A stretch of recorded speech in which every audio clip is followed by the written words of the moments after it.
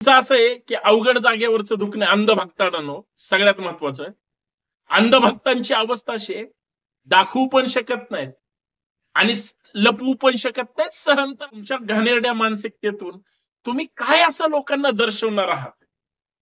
म्हणजे कुत्र्याचं शेपूट वाकडं ते वाकडच ना. ते सरळच होणार नाही. अंधभक्त हे पिसाळलेल्या कुत्र्याची औलाद आहे, असं माझं साधं सरळ मत आहे. का? 40 पैशावर जगतात.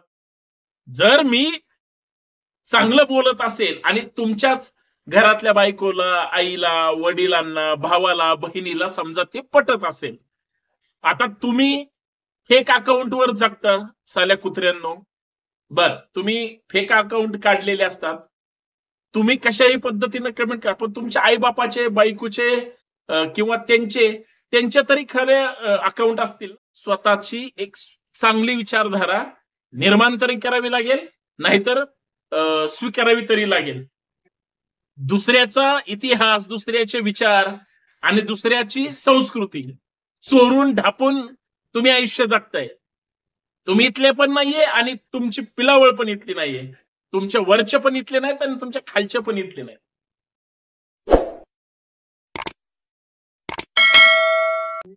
मित्रांनो, सर्वांना सप्रेम जय जाऊ. मी संतोष शिंदे. आपल्या सर्वांचं या सामाजिक विचारपीठावर मनपूर्वक हार्दिक स्वागत. मी नेहमी प्रत्येकाला चांगलं समजतो. मी जेवढे चांगले आहेत त्यांना चांगलं म्हणतोच, पण जे वाईट असतात, जे शत्रू म्हणून माझ्याशी वाईट वागतात किंवा घाणेरड्या कमेंट्स करतात, चांगलं बोललं तरी चुकीच्या कमेंट करतात, वाईट बोललं तरी चुकीच्या कमेंट करतात, अशा वाईट अंधभक्तांना सुद्धा मी कधीच त्यांचं वाईट चिंतत नाही. त्यांचं वाईट व्हावं असं वाटतच नाही. पण साले काही दलिंदर असे असतात की ते सुधरतच नाहीत. हरामखोर वृत्तीचे, म्हणजे एक तर फेक अकाउंट काढून जगतात. ह्या दलिंदर लोकांना खरं तर आपण, महिला असतात खाली कमेंट करणाऱ्या किंवा ज्येष्ठ पुरुष असतात, अरे तुम्ही अंधभक्त, तुम्हाला आई वडील जे काही असतात त्यांचं वय वगैरे तुम्हाला लक्षात येतं की नाही? मी फेसबुकवर जरी व्हिडिओ शेअर केला किंवा साधा फोटो जरी शेअर केला, मी माझा स्वतःचा फोटो शेअर केला तरी खाली कमेंट येतात, आएगा तो मोदी. अरे मोदी येऊ दे, नाही तर तिकडं तुझ्या घरी कुठं एखाद्या त्याला देवाऱ्यावर बसव. आम्हाला काय करायचंय का? जर एखादा पर्सनल फोटो असेल तरी तुम्ही त्यांचीच कमेंट करता. बर, ठीक आहे, वैचारिक विरोध आहे, टीका झाल्या पाहिजेत, मी सगळ्यांचा अजूनही सन्मानच करतो. पण साले कमेंट एवढ्या घाणेरड्या देतात. तुम्ही खरंच आईबापाच्या पोटी जन्म झालाय का तुमचा? का तुम्ही असंच म्हणजे कुठून तरी आयात केलेली अवलाद आहे? म्हणजे तुम्हाला कशाबद्दल आणि कसं बोलावं? बरं, मला तुमचा पूर्णतः आदर आहे. म्हणजे तुम्ही जर कमेंट बॉक्स मध्ये नसाल, तुम्ही जर ट्रोल नाही केलं, तर मला खरंच करमणार पण नाही. तुम्ही दिवसभरात किती शिव्या द्याव्यात, ह्याला एक मर्यादा असते. म्हणजे महाराष्ट्रामध्ये एकच संतोष शिंदे आहे का की ज्यांनी फक्त आणि फक्त तुम्ही शिव्या द्यायच्या आणि मी खायच्या? मी सुद्धा अत्यंत चांगल्या शब्दात देऊ शकतो, पण मला तुमची काळजी आहे. माझ्या शिव्या तुम्हाला झोंबतील, मी बोललेलं तुम्हाला झोंबेल किंवा तुम्हाला मिरच्या लागतील. पण बऱ्याच म्हणजे आज आपण सोशल मीडियावर असतो, सार्वजनिक आयुष्यात असतो. मित्रांनो, मला प्रामाणिकपणे सांगा, जेवढे चांगल्या कमेंट करणारे असतात तेवढे वाईट करणारे कमेंट करणारे सुद्धा असतात. पण चांगल्या कमेंट करणाऱ्याला तुम्ही त्यांना बघा, स्त्री आहे, पुरुष आहे, कोण आहे, काय उठसूट घाणेरडं घरात खायला मिळत असेल, घाणेरडं शिळं पाक खाऊनच जगता की काय माहित नाही, आणि मग तोंड उघडलं की गटारगंगा सुरूच तुमची. अरे समजा, कल्पना करा अंधभक्तांनो, तुम्ही खास करून कल्पना करा की तुमच्या अख्ख्या घराला माहितीये की तुम्ही नालायक आहात. म्हणजे सोडलेले वळू आहात, तुम्हाला कवडीची ही अक्कल नाही. पण मी एक चांगलं प्रबोधन करतो किंवा मी एक भूमिका मांडतो, माझं पॅशन आहे. जर मी चांगलं बोलत असेल आणि तुमच्याच घरातल्या बायकोला, आईला, वडिलांना, भावाला, बहिणीला समजा ते पटत असेल, आता तुम्ही फेक अकाउंटवर जगता साल्या कुत्र्यांनो. बर, तुम्ही फेक अकाउंट काढलेले असतात, तुम्ही कशाही पद्धतीने कमेंट करा, पण तुमच्या आईबापाचे, बायकोचे किंवा त्यांचे तरी खरे अकाउंट असतील ना. बर, समजा अंधभक्तांनो अजून त्याच्या पुढची हाईट म्हणजे समजा तुमच्या बायकोचं किंवा बहिणीचं दुसरं अकाउंट असेल, त्यांचंही फेक असेल, पण त्यांना विचार मान्य असतील, किंवा फक्त नावानं असेल, किंवा फक्त आडनावानं असेल, काही टोपण आडनावानं असेल. समजा ते माझ्याशी जॉईंट असतील आणि त्या जर चांगले कमेंट करत असतील, तर बघा ना, कधी कधी तुम्हीच तुमच्या घरातल्या लोकांना सुद्धा शिव्या देत असाल. म्हणजे एखादा अंधभक्त, समजा त्याच्या आईनं चांगली कमेंट दिली की संतोष शिंदे सर तुम्ही चांगलं बोलताय, चांगली मांडणी करताय, वाईट बोलताय किंवा चुकीचं बोलताय. आता तुम्ही तुमच्या आईला सुद्धा काय आईमाईवर शिवाय देणार का? म्हणजे कुठं पातळी गेली तुमची? बर, मला हे सगळं माहिती आहे आणि याच मुद्द्यावर मला पुढे चर्चा करायची आहे. मित्रांनो, सर्वांना सप्रेम जय जाऊ. शिवरायांचा मावळा आहे आणि छत्रपतींचा मावळा दुसऱ्याचा अनादर करून किंवा एखाद्याला वाईट बोलून कधीच आपलं आयुष्य जगू शकत नाही. आणि मी तर तुम्हाला वाईट म्हणणारच नाही. आता तुमची मानसिकताच घाणेरडी असेल तर त्याला मी काय करू शकत नाही. आणि ही मुरदाडलेली अवस्था, मी बऱ्याच नेत्यांचं सुद्धा प्रोफाईल पाहत असतो, माझं सुद्धा बरेच जण पाहतात, ते लगेच कळतं.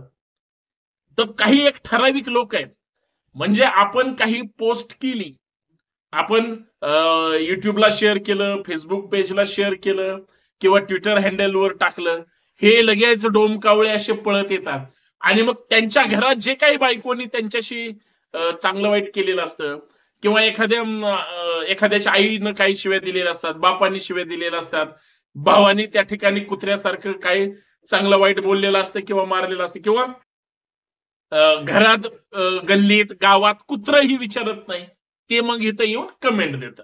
इथपर्यंत काहीच अडचण नाही. तुम्ही चांगली कमेंट दिलं, स्वागत आहे. वाईट दिलं, डबल स्वागत आहे. पण तुम्ही या सगळ्या कमेंट मधून किंवा तुमच्या घाणेरड्या मानसिकतेतून तुम्ही काय असं लोकांना दर्शवणार आहात? म्हणजे कुत्र्याचं शेपूट वाकडं ते वाकडच ना, ते सरळच होणार नाही. अंधभक्त हे पिसाळलेल्या कुत्र्याची औलाद आहे, असं माझं साधं सरळ मत आहे. का? 40 पैशावर जगतात. बर, त्यांचा बॉस तिथं सागर बांगल्यावर किंवा अजून अंधभक्त कुठं संघी मनुवादी कुठेही असतात. ते समजा ते ह्यांची घरं चालवत असतील. अरे, तुम्हाला ज्यांनी काहीच ठेवलेलं नाही, बरोबर आहे की नाही, ज्यांनी तुमच्यासाठी काहीच केलं नाही, सगळं बाहेरून येणाऱ्यांसाठी वाटून टाकलंय, तुम्ही फक्त त्या बाहेरचं जे गेट असतं त्याच्यावर एक सावधान म्हणून सूचनेची पाटी असते, काय? कुत्र्यांपासून सावध राहा. याच पात्रतेचे फक्त तुम्ही आहात. तुमची एवढीच मानसिकता. बर, तुम्ही कमेंट करून काय साध्य करता? मी जे उदाहरण दिलं, बघा, कुणाचं ना कुठं तरी कनेक्शन असतं. जरी आपण प्रत्यक्षात भेटत नसू, आपण कुठं ना कुठं तरी कुणाचे तरी मित्र, कुणाचे तरी संबंध, गाव, शहर, तालुका, जिल्हा, राज्य, कुठं ना कुठं तरी कनेक्ट असतं. आज ना उद्या आपण समोरासमोर येणार आहोत. तुमच्या जवळचे माझ्या ओळखीचे असू शकतात किंवा माझ्या जवळचे किंवा मी तुमच्या आसपासच्या लोकांच्या ओळखीचा असू सुद्धा शकतो, किंवा तुम्ही फॉलो पण करू शकता, कारण लाखो लोक सोशल मीडियाशी मला कनेक्ट आहेत समजा. आणि मग कुठं ना कुठं कुणीतरी ओळखीचं असतं, नात्यातलं गोत्यातलं. तुम्ही नालायक आहे हे तुमच्या बायकोला पण माहिती आहे समजा, उदाहरण. किंवा आता स्त्रिया पण वाईट कमेंट देतात. मी कुठल्याही स्त्रीला रिप्लाय सुद्धा देत नाही. बाई, तू कशी जरी बोलली, आणि सध्या तर तुम्ही स्त्रिया थेट मुख्यमंत्र्याच्या बहिणी असल्यामुळे तुमच्याशी कोण वैर करणार आहे? करायचा काही संबंध पण नाही. शत्रूच्या स्त्रीचा आदर करणारी माणसं आम्ही, तर तुम्ही तर बोलायचंच नाही. आता तुम्ही कुणी जरी असले आणि जर कुठं ना कुठं आपलं मित्रत्वाचं, वैचारिक, अवैचारिक किंवा कसलंही नातं निघालं आणि समजा भेटलो, तर तुम्ही तुमच्या मेंदूला चांगलं नाही करू शकत. तुमच्या बुद्धीत चांगली बदल नाही होऊ शकणार. तुम्ही आयुष्यात कधी सुधारणारच नाही. भिकारचोट ते भिकारचोटच राहणार आहे. पण सगळ्यात महत्वाचा मुद्दा असा आहे, तुम्ही आयुष्यात कधी सुधारणार आहात की नाही? संघी मनवादी पिलावळ आहे ना, जे आपल्या नेत्यासाठी लय प्रयत्न करते, तुम्हाला तर काही दिलं नाही, पण वेड्यासारखं तुम्ही तुमच्या कुटुंबाचे राहिलं नाहीत, कुणाचेच राहिलं नाहीत. आता वेड्यासारखी परिस्थिती तुमची अवस्थाच तशी आहे भक्ताडांची. अंधभक्त म्हणजे घोंघोंग करणारे आहेत, बाकी काहीच होऊ शकत नाही त्याचं. अरे तुम्ही कमेंटवर जगून क्रांती नाही होणार. तुम्हाला स्वतःची एक चांगली विचारधारा निर्माण तरी करावी लागेल, नाहीतर स्वीकारावी तरी लागेल. दुसऱ्याचा इतिहास, दुसऱ्याचे विचार आणि दुसऱ्याची संस्कृती चोरून ढापून तुम्ही आयुष्य जगताय. तुम्ही इथले पण नाहीये आणि तुमची पिलावळ पण इथली नाहीये. तुमच्या वरचे पण इथले नाहीत आणि तुमच्या खालचे पण इथले नाहीत. पण आता प्रॉब्लेम कसा आहे, तुमचं असं आहे की अवघड जागेवरचं दुखणं अंधभक्तांनो सगळ्यात महत्वाचं. अंधभक्तांची अवस्था अशी आहे, दाखवू पण शकत नाहीत आणि लपवू पण शकत नाहीत, सहन तर अजिबात म्हणजे करायचा काही संबंधच नाही. म्हणजे फटका मारला तरी तुमचा प्रॉब्लेम आहे आणि नाही मारला तरी प्रॉब्लेम आहे. तो फटका आता कुठला असू शकतो समजून घ्या. वैचारिक पातळीवर तुमची जर दर्जा आणि क्षमता इतकी क्षीण असेल तर तुमची पात्रता ही समजू शकतो.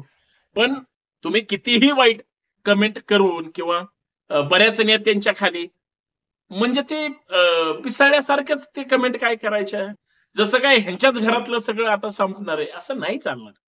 माझी एवढीच सगळ्यांना हात जोडून विनंती, वैचारिक मतभेद असले पाहिजेत, राजकीय असतील, सामाजिक असतील, कुठलेही मतभेद असू द्या, मनभेद नसले पाहिजेत. कारण मनाने माणूस जोडला जातो, मतभेदाने माणसाशी वैचारिक तडजोड होऊ शकते. आजचाच शत्रू उद्याचा मित्र असतो असं राजकारणात म्हणतात. पण उद्याचा शत्रू आजचा मित्र आहे, त्याचं काय करायचं? कोणी कोणाचं कायमस्वरूपी राहिलं नाही आणि तुम्ही तर भक्ताडा कुणाचेच नाहीये. म्हणून वेळेत सुधरा, नाही तर तुमचं सुद्धा कधी ना कधी वैचारिक दृष्ट्या विसर्जन होईलच. धन्यवाद. जय जाऊ, सुखात राहा.